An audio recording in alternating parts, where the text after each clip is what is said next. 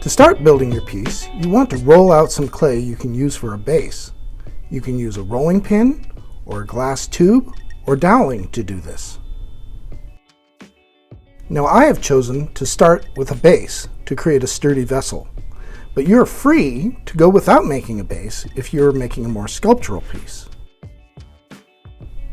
Once you have your base, wet it down with a sponge and a bit of water.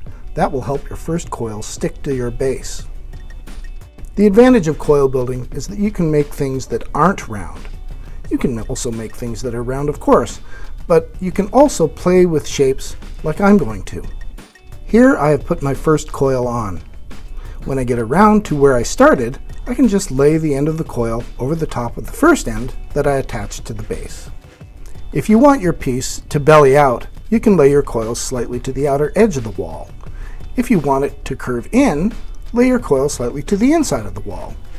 It's good to be aware that sometimes the coils will collapse under their own weight if you lean too far out or too far in as you lay your coils down. Now what I need to do is to mask or smear the coil to the base or to the previous coil. I always push down on the coil, and then I move sideways to smooth. The reason that I do this is that I want to compress the pieces together, not pull them apart. Now I'm going to use my spoon. I'm going to brace the outside of my pot with my left hand, and with the spoon in my right, I'm going to gently scrape sideways to continue compressing and smoothing the inside.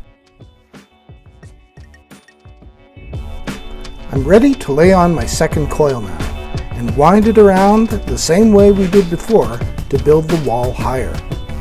Again, while bracing the outside, I'm smearing the coils together and masking the fact that they are separate pieces of clay. So you can just keep adding coils and stacking and masking like this to create your vessel or sculpture. If you want, you can leave the coils unmasked on the outside for a different effect. Sometimes people roll spirals or little balls, or they might stamp into the clay, but more on that later. And again, you can use a spoon or rice paddle to smooth the clay and compress it as you move up the walls. Now I'm going to take my knife and I'm going to cut away at the excess clay at the base. You'll notice that I'm keeping all my clay scraps bunched together. This is so that the clay doesn't dry out and stays workable, so I can make more coils later if I need them.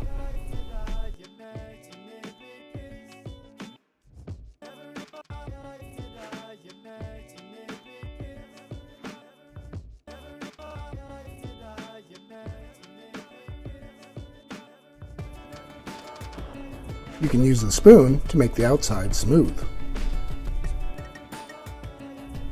Here I'm using a rice paddle, but you can use a wooden spoon or a small piece of board, something hard. Now I'm moving my sculpture over from this board to a piece of newsprint. I'm doing this so that it doesn't stick to the board. And here comes the next coil to continue building up the piece to give it a sense of scale and volume. I'll keep working like this until I have the right height that I want for my vessel or sculpture.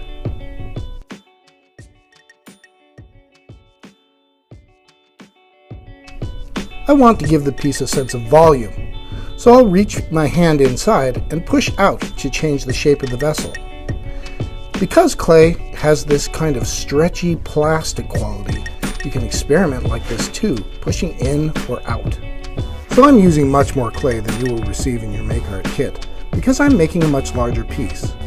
I'm doing this so that I can clearly demonstrate the technique. My hands might have been in the way if I was working on a smaller project.